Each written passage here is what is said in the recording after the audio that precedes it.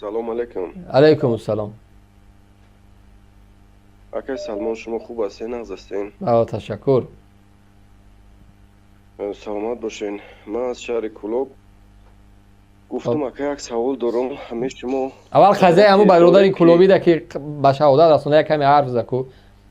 چرا مردم کلوب از اون جسد دفاع نکرد؟ یک جوانی بیچاره را بردن کشتن، پاره کردن، بردن در گوراندنش. یک نفر از او دفاع نکرد. یک نفر جامعه کلوب، یک نفر متاسفانه. در وقتی مردمی بدخشان کشتن، جوانای بدخشان از داخل و خارج بر اومدن اعتراض. درست است که این وضعیت کمی فرق میکنه، درست است، ولی قتل همش قتل است. قتل همش قتل است دیگه. فرقی نداره که ایرا در کلوب کشتن و در بدخشان کشتن، اما قتل است دیگه. چرا مردم کل بدخشان تا اون یک کمی سر و صدا کنه، اعتراض کنه؟ چرا شما برای یک جوانای زاده کلوب باستانی یک کلمه گپ نزدین؟ در برابر ظلم، در برابر تجاوز بالای مردم. چرا؟ اکای سلمان. بیا.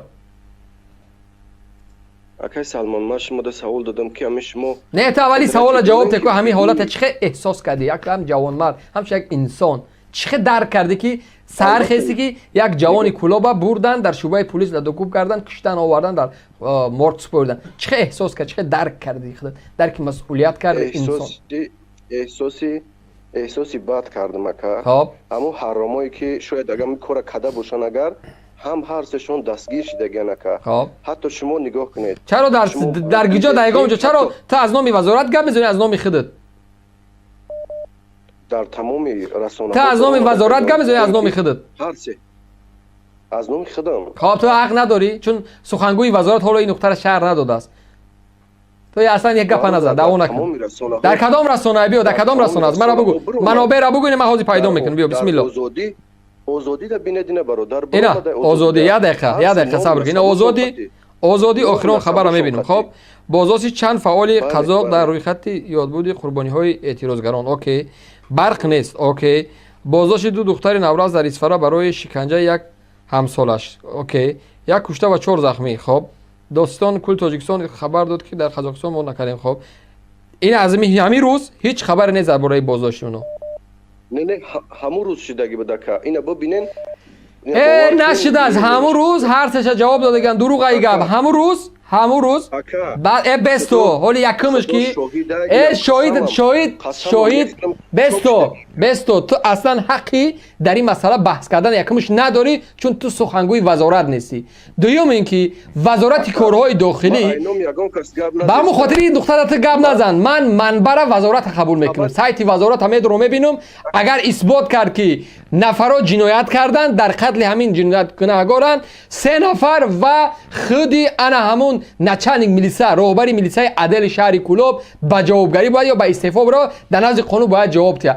و پیلوس برای رمضان رحیمزاده که یک قاتل که از سال 2011 تا اینجا 10 تا جنایت در وزارت سال با استعفا برای وقت من قبول میکنم که واقعا عدالت در تاجیکستان پیاده کرد. ولی تا زمانی که رئیسی وزیر وزارت رمضان رحیمزاده در مسئولیت خود است و کار میکنه، این نقطه را نادیده میگیره و بعد چند ساعتی قتل میبره، باز هم گناه را سر مواد مخدر میزنه که عکس های این جوان است که تمام عضو بدنش سیاه و لطوکوب شده است. وزارت با یک داشتن تجربه 30 ساله و 50 ساله میبره دروغ میگه. پس اینجا ساعت رسید است که باید وزارت به استعفا بره. فهمیدی؟ کلا باید در اون وزارت نیروی جدید بیاد روی کار باید بیاد. ولی این چیزی که تو میگی این افسانه بیش نیست. تو اصلا یکم حق ایرا نداری که تو بگوی اونها جواب گرفتن. به خاطر اولین سایتی که باید بگه سایت وزارت کارهای داخلی است که حالا حکمی و نبر اومده است که اونها واقعا کردن. اونها گفتن که اونها چیکار کردن؟ مواد مخدر خطی از دنیا تمام. با خاطر این نقطه گپ نزن. بیا مسئله دیگه. خودت چی عکس العمل نشان داد در برای یک جنایت قبول داری؟ یک جنایت قبول داری همین کارا؟ یک جنایت همین کارا قبول داری یا که نه؟ اگر واقعا هم اگر همو میلیسی اگر هم کار کوشد واقعا جنایت این یگان جوش. یعنی در حکومت ایران جنایتکارا راهبرند، درست؟ انا گوش کنین درست یا نه؟ درست یا نه؟ همین اکای سلمان. خب ما نخستی سوال مهم بود که اکا بدون تحقیر بیا یک دیگر قطعی ما با شما یگان دشمنی ندارم. شما را نمیشناسم، شما مرا نمیشناسین. دو تاجیک بیو برادر مرده گوری بحث نیست بحث سعودی انا که شما خیلی خم گشتن خم رفتن صیاد میگه بحر قتل مرغان است اگه تمام ما تاجیکین که ما مسلمانه که ما برادریم که همزبانیم ول که امیره همش اوس کنار بگذار سوال تا بگو مایلش بیا انا گوش که مسئله که ما گفتم که ما زبانی خودم نگفتم در آزادی هم برآمد در آزیا پلوس هم فکر میکنم برآمد 3 نفر نام نسبشون قطعی که این خدا شاهده که این حوزه اگر ما اینترنت داشته باشم شما در سکرین میکنم روان میکنم با خدا قسم عکساش بگو عکساشون کیانو نام و فامیلشون هست بیا تو میدونی بگو دو راکو بخون برای من بیا بله یک نفرش که بچه‌ای همین رئیس پشته کلوبای همو یک میلیسیانرش شمشاد کی بود نام فامیلش خب همین خیلی شمشاد نامش هر سهش با خدا قسم که نام نسبش قطعی بگو نام نسبش بگو بیا عکساش داری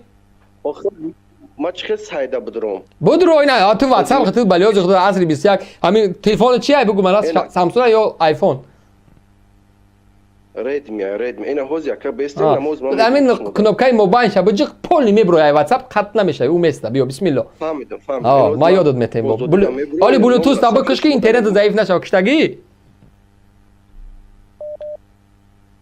ها ما یک چیز گفتم که اینم حوزه بیا گپ زنیم اینا من نام نسبشو نمیگم بیا بگو بیا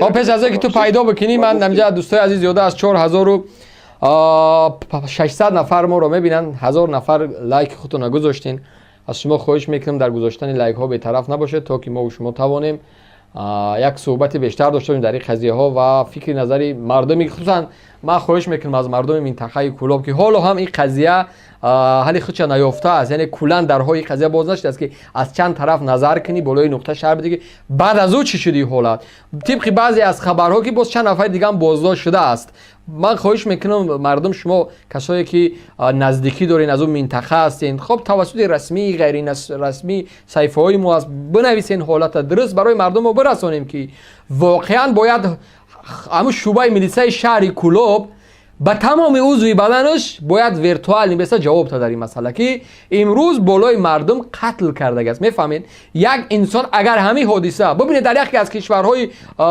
ژاپنیا بود خطا نکنم یک مسئول حکومتی برای چند دقیقه دیر کردن به جلسه استعفا میده برای چند دقیقه دیر کردن ولی در ما قتل صورت میگیره وزیر چرتنک شتگی ادیخ کرده است در قصهش نیست که چی خیل در یک باید میتونی یک بمب از این حادثه میفهمی این حادثه یک زایل باید در جامعه رسانده بشه که هزارها باید مسئول این وطن شهروند این وطن اعتراض باید بکنه اعتراض عمومی جهانی باید باشه در امریکا یک سیاه‌پوست با نام فلدر یک سیاه‌پوست بود خطا اسمش فراموش کردم وقتی که یک پلیس اون نفر خب به همین اصول تحقیر کرد یعنی که لطوکوبش کرد که از دنیا گذشت خب اون نفر چیکار کرد حالا من نام پرش پیدا کنم که برای مردم دروغ نگم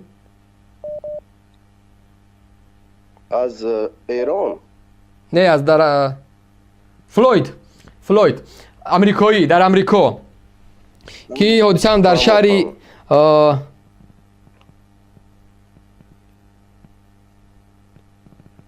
مینه پلیسای شتاتی مینستاد کشته شد در حالتی که پلیس همین نفر کشت مردم همون منطقه همه در کوچه ها برآمدن اعتراض عمومی یعنی که مردمی صورت گرفت در ما بجز از یک شاید مادرش بود یا خواهرش یا همسرش بود و چند جوان دیگر در همون 10 نفر یا 50 نفر برآمدن یک چند ساعت اعتراض کردن به همین خلاص شد و رفت من یک جوانی کلوبی ندیدم از روسیه یک از اروپا و از نمیدونم در عموم یک تاجیکستانی در این قضیه من ندیدم چرا ما را چی بلا زده است چرا ما مردم بلیازی خدا ما را کشتنه ما را شهروند این وطن در وزارت کارهای داخلی که شما بدروین سایت رسمی وزارت بدروین بخونین که اون چی مسئولیت دارن اونها وظیفه وزارت کارهای داخلی چی است بخونین من در گذشته وضعیت مسئولیت کمیته امنیت گفته بودم که یک کمیته قاتل و ظالم و تجاوزکار است سوء استفاده از منصب میکنه بالای مردم ظلم میکنه من این نقطه دال خاتمه نبخشیدم باز هم برمیگردم در این مسئله ولی اکنون چنگ میزنیم با وزارت کارهای داخلی که ببینین که آشکار مردم میکشه آشکار این گپی کم نیست به خدا قسم اگر همین حالت در آلمان در نمیدونم در سویدن در اتریش در هر کشور دیگر میشد یک نمیفهمم چه خیره دیگه بها بودیم که چگونه شلوغ بود چگونه مردم یک جا میشدن چگونه گردی همایی ها صحبت های صحیفه های اجتماعی بود متاسفانه در ما من ندیدم یک روشن فکری آخه خاک تو سر او فکر که آخه ندیدم که در این قضیه گپ زده باشه مردمی وطن کشتن ولی فرزند این وطن یک کلمه گپ نزد الو اکه سلمان بله جورج فلوید بله من یافتم که خبر همو جمله شه بخونم یا که همگیش بخونم خبره بفرما سه کارمند ریاست امور داخلی کلوب رو که مسئول بازداشت عبدالقهار رازی قفی 37 ساله بودند دستگیر کردند. اتهام ضد آنها معلوم نیست. مقامات رسما شرح ندادند. منابع میگویند مسئله شکنجه مطرح نیست. عبدالقهار رازی قفی ساکن شهر کلوب شب دوم با 3 ینور از بازداشت از سوی ماموران ملیسا در شرایط مرموز درگذشت. نزدیکانش دعوا دارند که او بر اثر شکنجه جان داده است. وزارت کار داخلی سبب مرگ او را استعمال از معیار بیشی مواد مخدر نامید. ظفر خالوف، شمشاد شریفov، جمشید کراماتov ماموران ملیسای کلوب حالا در بازداشتند ولی هنوز نسبت به آنها عیب اعلان نشده است. خب فهمیدین که؟ بله نام و فهمیت همه گفتید چی نام دارین؟ نه اینش با فکر مهم نیست که هم چرا یک روزنامه‌نگار هستی در یوتیوب کانال یک بلاگر هستی همون است؟ نه برادر روی خدا را بگو روی خدا را بگو دروغ دشمنی خدا همون هستی؟ مهم نیست مهم جهانگیر شاه نیستی؟ شما گپ زنید برادر جهانگیر شاه نیستی؟ ها؟ نه برادر قسم بخیر قسم به ذات پاک بخیر آخه برای چی قسم؟ نه همون نبود ای بلیاز اینا من میگم من بهروز تقاضا به خدا قسم من بهروزم کو قسم بخیر همون استی انا گوش کن ما برای چی ماشین هستم میگم برای نه همون هستی درست نه اگر همون نباشه کو به خدا قسم همون اسم تمام نام تو در کنید همون استی آیا به خدا قسم خدا جایزه درست نه در این حالت جایز است به خاطر که ببین من اسم تو را میگم که تو جهانگیر شاه رستم زاده هستی یا به من فامیلت درست کنم یک دقیقه صبر کن خب بسم الله الرحمن الرحیم تک جهانگیر شاه رستم شاه درست همون هستی درست نه برادر به ذات پاکت قسم بخیر تمام قسم بخیر اون اسم بگو نگو من میگم تو نام و فامیل خطا نگو فقط بگو من همون اسم خلاص قسم بخیر تمام نه من همون نیستم تمام دیگه اینش قسم به ذات پاک همون هستی ما عموما قسم نمیخورم برادر اینم اگر باور کنی هوای بیا صحبت ایدوات مهم نیست الکای مردم میشینن مردم ما ماشاءالله خیلی حرفه‌ای شده از داری مرا میدونن کی هستی بیا صحبت طول دوام تیم خب قرار سود اگه جا است جنایت آشکار است جنایت معلوم است برای من قرار سود پیدا کن بیا پروکراتور چی میگه در این حالت حاضر اینها در بازداشتند فقط پروکراتور چی میگه در همین قضیه کو پروکراتور پیغامش برای ما بده قضیه چند روز شد پروکراتور تو حاضر هیچ گفتگی نیست چرا خیلی شاید آینده در نگاه آینده کی نگاه کنید اکا رئیس شهر قبیدن دستگیر کردن بازداشت کردن مثلا وای چی شد چنم داره زندان شد همون رئیس شهر که گفت که بک صبور یک خوجه خضری دیگه شده از همون رو بگوی بله آقا به خاطر چی رو زندان کردن به خاطر خدای رحمان گفت که او یک چی شده است خوجه خضری شده است چی گفت در او کلاب دیگه نه انداز میسپره او با او خاطر بود این تو رو نقل نکرد برای خود یک بچه بعقلی او نمیدونه که کم سوداگی میکنی ده شما باور دارین که با هم خاطر دستگیر هم 100% فایز و 25% دیگه خطی اجازه ضربش کن همو است بله همو میخندی گپای ایفراس میگم میخندی نه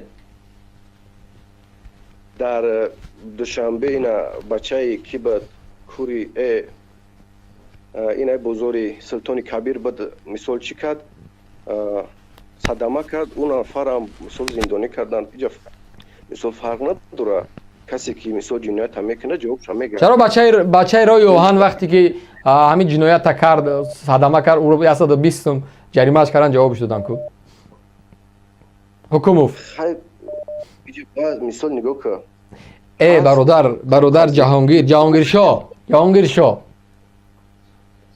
روزنامه‌نگاری خودت روزنامه‌نگار حتی استادی دانشگاه هم هست اگر خطا نکنم درست؟ همین خیلی فکر کرد. خب بگذار پیش و خفا هر چی که باشه انسان اول باید در نزد وجدان خودش برادر خندگل انسان باید در نزد وجدان خودش و در نزد فرزندایی که داره و در نزد آن پروردگاری که داره باید که راست بگه عدالتانه خود تنبالی در اون یک روزنامه نگار وقتی که دروغ میگین وقتی شیطانی میگین به خدا قسم نمیزه به شما مسئول هستین شما پیام رسان هستین بعد از پیامبرا بعد از این قدر علماهای بزرگ وظیفه شما از رساندن پیغام درست ولی شما از خدا نمیشرمین به خدا قسم نه از خدا میشرمین نه از وجدان خود میشرمین یک جوانی کلابی را وقتی هموطن شما را وقتی میکشن وقتی تیکه تیکش میکنن تمام عضو بدنش پاره است شما میبروین باز هم از اون نظام دفاع میکنین چرا نمیگین که وزیر انوده باید جواب بده در اینجا چرا نمیگین چرا یک عکس العمل نشون ندادی در یک قضیه دیگه میبروی خائنای وطن از اروپا گام میزنین چرا در این قضیه نبرومدی پیغام به وزیر بودی که من نمیگم تو بگو که وزیر تو نامردین بگو محترم وزیر خاک تو سری لپلای سری کیف تو چرا در این قضیه تو خاموشی چرا سخنگوی تو گپ نمیزنه چرا شما این قضیه را جدی نگرفتین چرا رئیس عدل شهر کلاب جواب نمیده چرا شما این کارا نمیکنین ای خدا نمیشرمین بلیاز خدا اکای سلمان بله امی حاضر بام خگاب زین خاطر شما یگان دروغ ما گفتم نه بگو کنی آخی نه چرا در دیگه قضیه ها میدوین نوار میکنی چرا در این قضیه نوار نکردی چرا انا گوش که اگر همی 3 نفر همی روزهای نزدیک یا که شاید یک مدت و 5 ماه 100 ماه اگر همی نفرها مثال دستگیر شوند زندانی شوند شما چی میگین ما خیزم رقص کنم چی میگم برادر من میگم که تا زمانی که وزیر تا زمان نه عدالت پیاده نمیشه در اینجا چون باری اول نیست من در همینجا برای خودت اگر که واقعا یک انسان سالم عقل هستی من برای شما بر این انسان ها از بالا شروع کرده اومدم از سال 2012 نوارها را ماندم عمر را در وحدت کشتن اوشا در دوشنبه کشتن او جوانی کلابی که در یک جای ماشین سازکنی تعمیر ماشین کار او را کشتن این شکل همین زینه به زینه اومدم همه را براتون روشن کردم نشان دادم که تا برای شما یگان معمای نباشه اگر یک حالت میشید میگفتیم خب میلیتسیا اون منطقه خطی شعبه پلیس یا اون منطقه راهبر ولی وزیر در این حالت باید جوابگوی این عمل باشه وزیر تا زمانی که وزیر کارهای داخلی در نزد قانون جواب نمیده من جد عدالت پیاده نشده است برادر فهمیدی یا وزیر باید خودش به استعفا بروه وزیر در این حالت باید به استعفا بروه اینجا عدالت صادقانه پیاده میشه فهمیدی چی میگم این مسئله ده؟ همین گپی من یگام خطاگی داره در همینجا خودت بهامتی یا که نه؟ مثلا با وزیر با چی رفتن این مسئله حل میشه بگوید بله اگر وزیری که مسئولیت حس نمیکنه برادر وزیری که نمیتونه به درد این مردم برسه وزیری که زیر دستاش دست به قتل میزنن دست به کشتار میزنن و باری اول هم نیست پس بزرگترین کاری که او وزیر میکنه در همون تاریخ کاریش استعفا بده جانسون برای چی از استعفا رفت در در انگلیا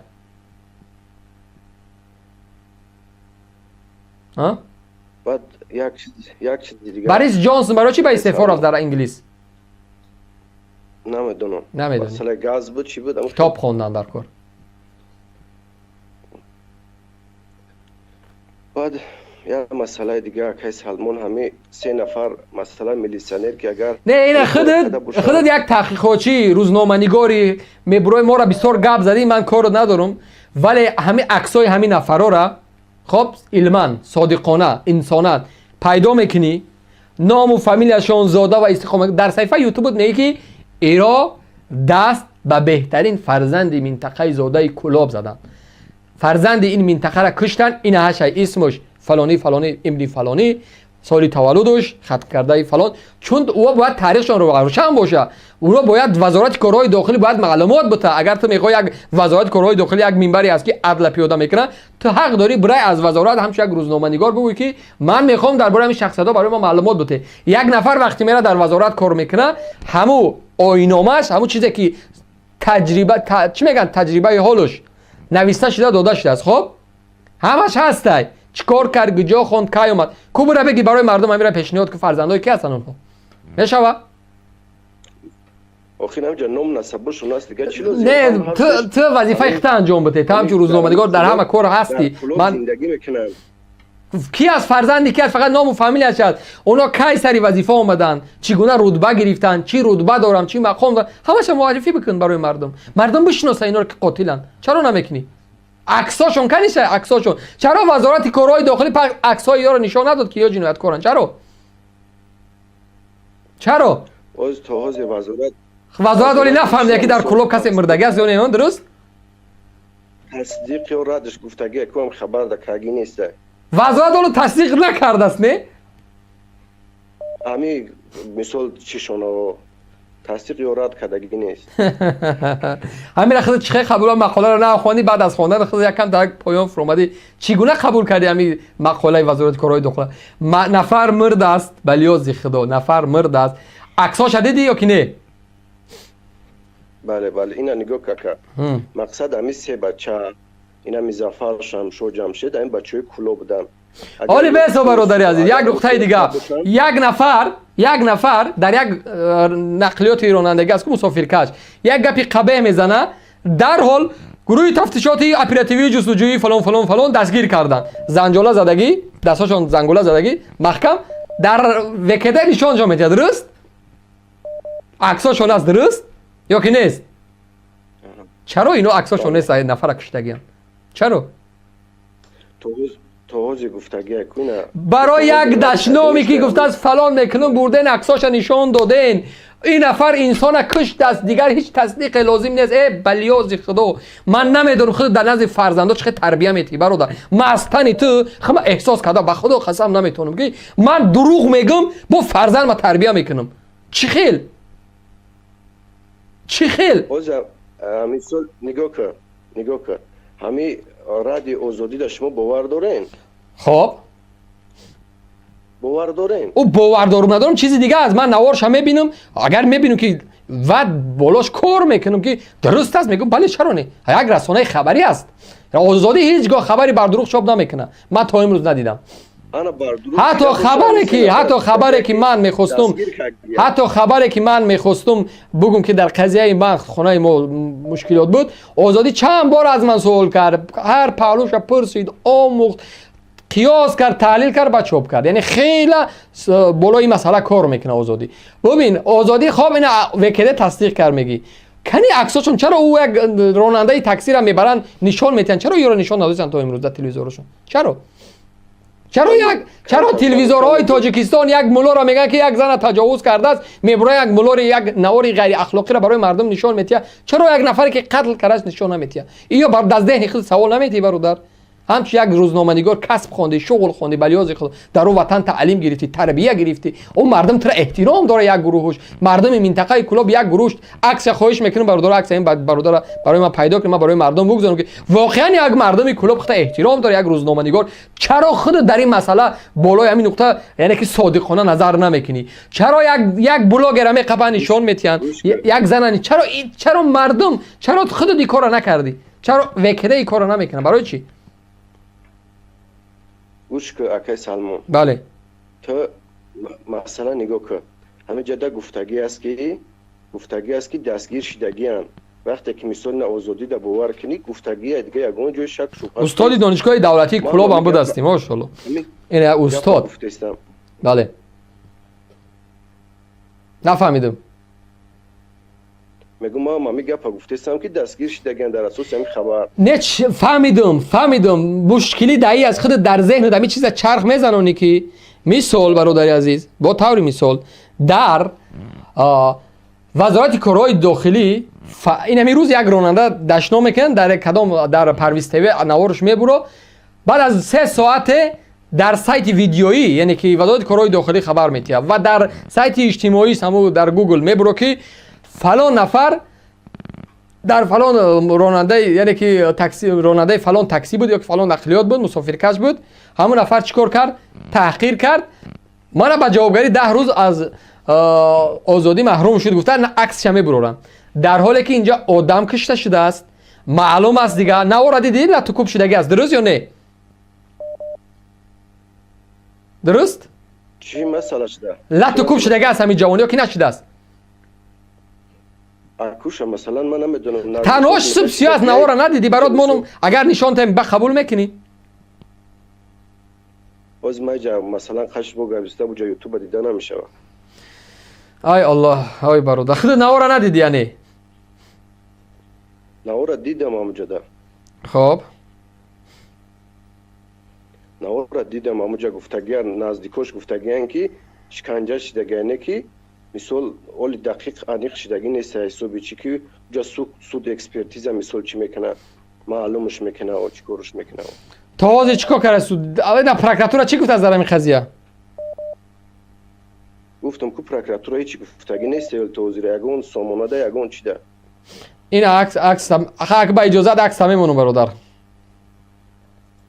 خیر در حق همون برادری که نوش گفته سین اگر چی نشین موندم بگیرین خیلی مثال یگون پرابلم نیست لیکی معلوم میشه روز به روز ساعت به ساعت کی کیه همون دیگه دوستای دانشگاه دولتی شهر کلاب هستی و از طرف وزارت کارهای داخلی هم مکافات ها میگیری دست در نکنه همکاری هم داری مرسی thank you الو بله خب در قتل مردمی بدخشان چی میگی تحقیقات ژورنالیستیک گذروندی نه در قتل خمو مثلا اونجا نباشیم اینا خودت در کجایی نیک یک گپوی میگویی که مثال یگان چه در تغییری نمیگیره وقتی که در قضیه نیستی در داخل همون چیز نیستی چه خیلی تو مثلا میگویی که فلان کورشیدگیه ببین جهانگیر من یک سوالت میتونم لیکن واقعا همه عمل میکنی تحقیر نیست دشنام نیست یک مصلحتی برادرانه خب خودت اهل علمی اگر اونو 4 تا نماینده رحمان که میبرن دشنام میکنن با خب زن و خواهر و مادر اونو یک گروهی حیوان صفت ها دیگر ولی خودت یک انسانی با علم دانشگاه را ختم کردی استاد دانشگاه هم هستی در خانت آینه داری؟ کشکی در خانت آینه داری؟ هم گپا درست باشه بله یک بار برا از همون کودکان را همه را بیرون کن سویت خانت روشن کن که یک بار خط در همون آینه نگاه کن آینه چی برات نشان میتیه؟ نگاه که مرا اکای سلمان بله اینا شما میگن که حکومت قاتله حکومت فلان ای اگر همین حکومت اگر قاتل میشه حالی بخی برادر حالی من حالی یک دقیقه اولین بار یک بار انا وقتی که آینه در نظر میکنی همون آینه جوابی تر میتیه برادر حتی وجدان خودت اتوماتی میگه جهانگیر ای خدا بشر باور که وجدان رو میگه میگه تو یک استاد دانشگاه هستی تو تربیت کننده نسل هستی تو یک روزنامه نگار هستی تو پیغام رسان هستی بلیازی خدای خدا بشر وجدانت خط همه میگه اگر نمیگه بعد از برنامه بعدی خب نبیاین در علاهیدگی زنگ بزن بگو برادر سلمان دست در نکنه من واقعا خودم در آینه نگاه کردم وجدانم از من خیلی ناراضی است خیلی ناراضی است که چرا تو یک انسانی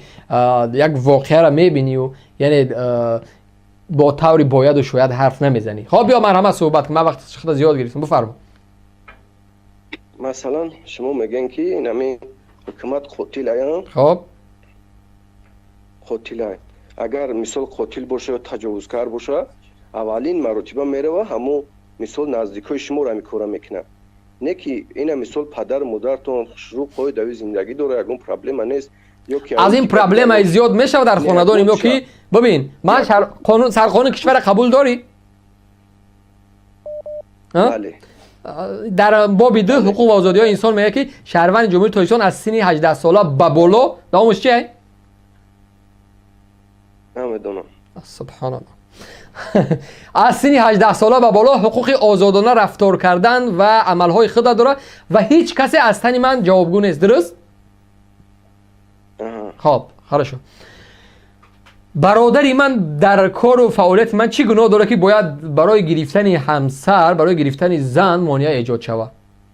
حکومت تاجیکستان شهرداری باید براش اجازه نده که حق گرفتن زن نداره. بلی از خدا از این جرم زیادتر میشه بالای من، بالای خانواداری من. از این تحقیر در حق یک حقوق یک انسان پایمال کردن میشه و از این زیادتر چی میخوایم با چی کار باید بکنن؟ بکشن؟ نه شما معنی عباره تجاوز چی است؟